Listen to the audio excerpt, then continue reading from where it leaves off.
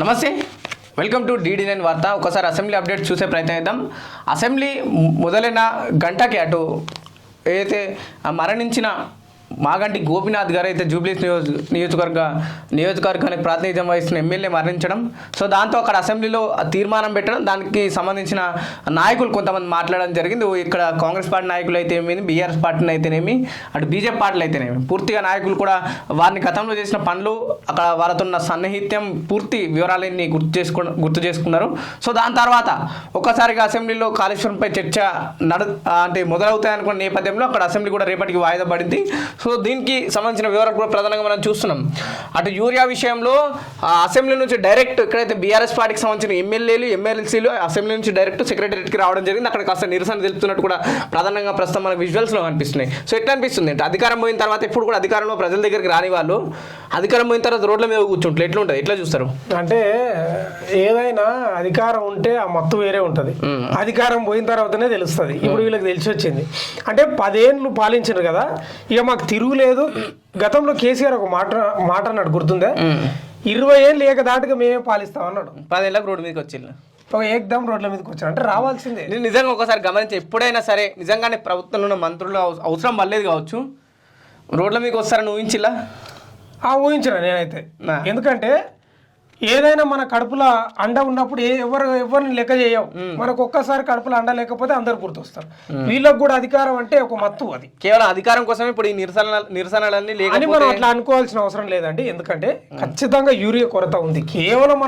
కేవలం అధికారం రాజకీయ పరంగా లాభం ఉన్నది, రైతుల పరంగా కూడా నిరసన చేస్తున్నారు. ఖచ్చితంగా 2 in 1 అనుకోవాలి. ఇక్కడ యూరియా కొరత 100% ఉంది. వీళ్ళు కూడా దాన్ని అవకాశంగా ఇప్పుడు ఒకటే నడుస్తుంది, ఏదో నినాదం గణపతి పప్ప మోరియా కావాలయ్యే యూరియా అనేది ఇప్పుడు నడుస్తుంది మొత్తం, మీకు తెలుసు అది. అంటే వీళ్ళు దాన్ని వాళ్ళకు ఉపయోగించుకుంటున్నారు అని అనుకోవచ్చు, తప్పే ఉంది దానిలో. అంటే నిజంగా ఒకవైపు రాష్ట్రంలో రైతులకు ఎరువు దొరకట్లేదు, రాజకీయంగా బీఆర్ఎస్ అని వాడుకుంటుంది 100%. ఇంకో తమాషా ఏంటంటే రాష్ట్రంలో ఇంకో తమాషా నడుస్తుంది.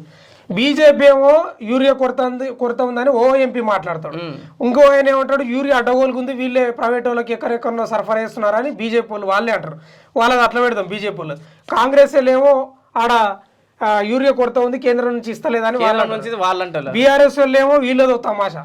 ఇది ఎట్లుంది తెలుసా, ట్రయాంగిల్ లవ్ స్టోరీ. గట్టు మీద కూర్చొని వీళ్ళు బాగానే ఉండరు, లోపల మొత్తుకుంటున్నాడు చిల్లర ఈతరానోడు వాడి మునిగిపోతున్నట్టు ఎట్టుందో అట్టుంది పరిస్థితి. ప్రధానంగా ఒక అసెంబ్లీ మొదలైన తర్వాత ఊహించలు అంటే దాదాపు కేటీఆర్ ముందే చెప్పిండు 15 రోజులు ఏకదాటిగా అటు అసెంబ్లీ నడవాలి, అన్ని అంశాలపైన చర్చించాలి, కాళేశ్వరం విషయం కావచ్చు, యూరియా, లేకపోతే నిరుద్యోగం, ఫీజు రియంబర్స్మెంట్, వివిధ అంశాలపై చర్చించాలి, 15 రోజులు నడవాలి అన్న సందర్భంలో ఒకసారి మీడియా పాయింట్ దగ్గర మాట్లాడి వెళ్ళిపోయిన తర్వాత గంటకి సభ వాయిదా విషయాలు అక్కడ నుంచి అటు క్యాబినెట్ మీటింగ్ కూడా జరుగుతుంది. క్యాబినెట్ మీటింగ్ లో కూడా ప్రధానంగా స్థానిక సంస్థల ఎన్నికలపై తీసుకునే అవకాశం ఉన్నాయి. అవును, అంటే వాస్తవంగా కూడా మనం ఈరోజు మాట్లాడుకోవాల్సింది ఏంటంటే అసెంబ్లీకి సంబంధించిన అప్డేట్స్. మాగంటి గోపీనాథ్ గారి సంతాప ప్రకటన చేసిండు రేవంత్ రెడ్డి గారు, అందరు మాట్లాడినరు, ఆయన సేవలు గుర్తు చేసుకున్నారు. ఇక ప్రధానమైన అంశం ఏంటంటే ఇప్పుడు నడుస్తుంది అంతా యూరియా. వీళ్ళు రాజకీయం అన్నా చేయని ఏమన్నా చేయనబ్బా, కానీ తెలంగాణలో యూరియా కొరత 100% ఉంది. వీళ్ళు అన్నారు గతంలో, గుర్తుందా నీకు? కాంగ్రెస్ వస్తే మళ్ళీ యూరియా కొరత, మళ్ళా రేషన్ కార్డులు లైన్లా, చెప్పుల లైన్లా, తువాల లైన్లా, జిరాక్స్ కాపీ లైన్లు అన్నారు, అదే జరుగుతుంది. మరి వీళ్ళు అన్న పుణ్యమా ఏందో తెలియదు కానీ నిజంగా కాంగ్రెస్ చేస్తలేదు, ఫెయిల్యూర్ ప్రభుత్వం అర్థమైతలేదు. అదేమో కేంద్రం నుంచి రావాలి, అదైతే 100%. అంటే కేంద్రం నుంచి రావడం 100% కరెక్టే. కాంగ్రెస్ పార్టీ నాయకులు రాష్ట్ర ప్రజలకి ఏం తెలుస్తుంది నిజంగానే ప్రభుత్వం అంటే రాష్ట్ర ప్రజలు ఏమనుకుంటారు అంటే రేవంత్ రెడ్డి అక్కడ ఉన్న మంత్రుల చేతిలో ఉంటారు, వాళ్ళకి పూర్తిస్థాయి క్లారిటీ తెలియదు. సరే నాయకులు అన్న చెప్తుంటే అది కూడా చెప్పట్లేదు. సో బీఆర్ఎస్ పార్టీ ఎట్లాగో ఫాల్స్ ప్రొపగండా చేస్తున్నాను మీరు అంటుల్లో, మీ నాయకులు అనుకో రైతుల దగ్గరికి వెళ్ళి మాట్లాడుతున్నట్టు అది లేదు. కానీ ఒకటి పవన్, వీళ్ళు ఈ ధర్నాలు చేస్తున్నారు కదా, వీళ్ళు కేంద్రం ఇవ్వాలి కదా యూరియా, వీళ్ళు పోయి జంతర్ మంతర్ దగ్గర వేస్తే ఇంకా బాగుంటుంది. వాస్తవం కదా, రాష్ట్రం చేతిలో ఉంటేనే ఓకే, సెక్రటరీ ముందర మంచిదే. కానీ కాంగ్రెస్ పార్టీ నాయకులు ఎక్కడ కూడా చెప్పట్లేరు కదా ప్రజలకు వెళ్ళి నిజంగా రాష్ట్రం చేతిలో లేదు, అటు కేంద్రం చేతిలో ఉంది, మేము వెళ్ళి ప్రజల దగ్గరికి మాట్లాడతామని ఇక్కడ కూడా రాష్ట్ర నాయకులు కూడా ఎవరు వెళ్ళట్లేరు కదా. అంటే రివ్యూ మీటింగ్లు పెట్టి మంత్రులు ముఖ్యమంత్రి రేవంత్ రెడ్డి పెట్టి అయితే ఇంకో పంచాయతీ కూడా అయింది. రేవంత్ రెడ్డి ఎన్నిసార్లు పోయి ఢిల్లీ పోయినా దరఖాస్తులు ఇచ్చినా దండం పెట్టినా శాలలు కప్పినా ఏమి ఇస్తలేడు నరేంద్ర మోడీ. ఏమి ఇచ్చిండు చెప్పు. పక్కన ఆంధ్రప్రదేశ్కి వెళ్తున్నాయి కదా, అది కూడా తెలుగు రాష్ట్రమే. గట్లే ఉంటుంది. ఇప్పుడు 2 కళ్ళు తెలుగు మాట్లాడే వాళ్ళు 2 కళ్ళు, ఒక కన్నునే చూస్తున్నాడు నరేంద్ర మోడీ కుటుంబంలో ఉన్నాడు కాబట్టి. ఇప్పుడు కామారెడ్డిలో మొత్తం వరదలు ముంచెత్తినాయి, కనీసం కాదానికన్నా సాయం చేయమని రాదు, అదన్నా చేయాలి కదా. గతంలో ఖమ్మంలో వచ్చినాయి వరదలు గుర్తుందా నీకు? ఎవ్వరు పట్టించుకోలేదు.